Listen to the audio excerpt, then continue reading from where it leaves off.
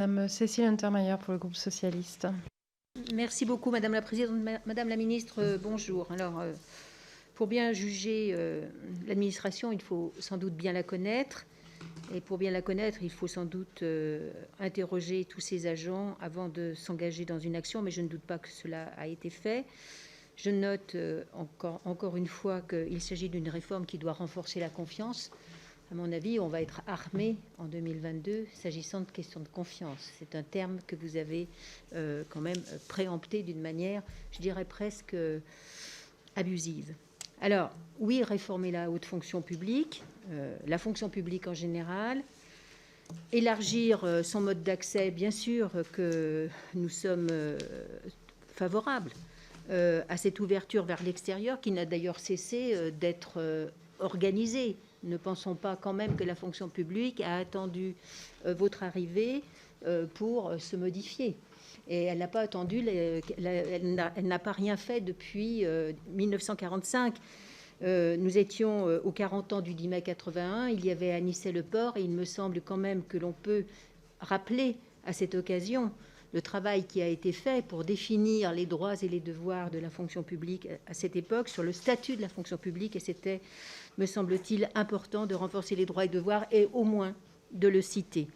Alors, moi je voudrais également vous dire que ce n'est pas la faute de l'administration si on a des problèmes. Elle a été affaiblie régulièrement, de manière assez constante.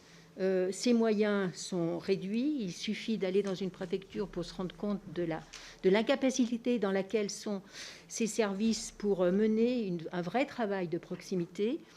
Moi, j'ai bataillé pour garder une sous-préfecture, et quand je vois ce qu'est devenu cette sous-préfecture, je m'interroge. Enfin, c'est devenu un mur avec des boutons et des flèches pour savoir si on peut appuyer sur un autre. Et au-dessus, vous avez la devise liberté, égalité, fraternité.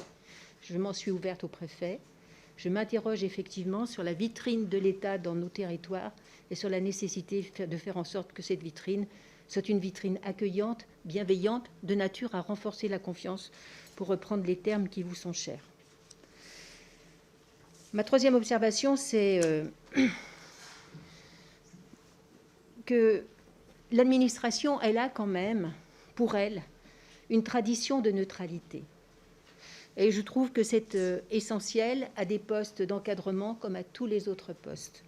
Et ça n'est pas né comme cela, c'est une longue maturation. Et je pense que les valeurs du service public, elles ont mis des années à se construire, et il ne faudrait pas qu'elles soient détruites d'une manière trop rapide ou par une sorte d'inattention.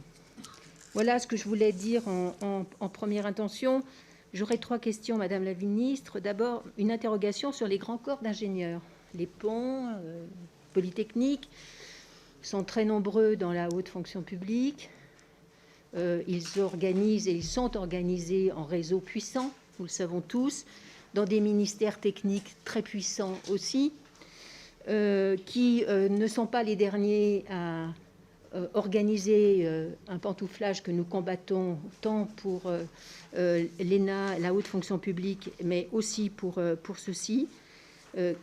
Qu'advient-il de ces dispositifs? Qu'est-ce que vous avez prévu s'agissant des grands corps d'ingénieurs? Et ensuite, ma deuxième question, c'est comment vous allez organiser la période transitoire, parce que nous avons des jeunes qui se présentent au concours actuellement et qui sont inquiets de savoir comment cela va se passer.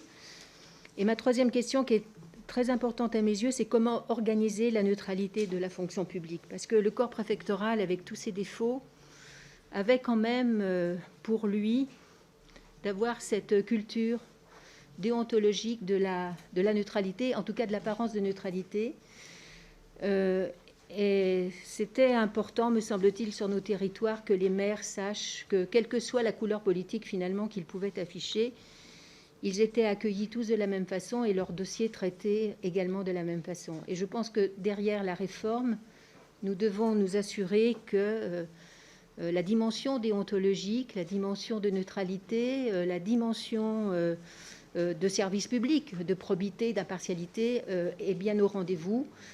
Derrière cette réforme, il y a des inquiétudes et il y a aussi, bien sûr, la volonté d'une ouverture parce que la réforme va de soi avec l'administration et le service public qui l'accompagne.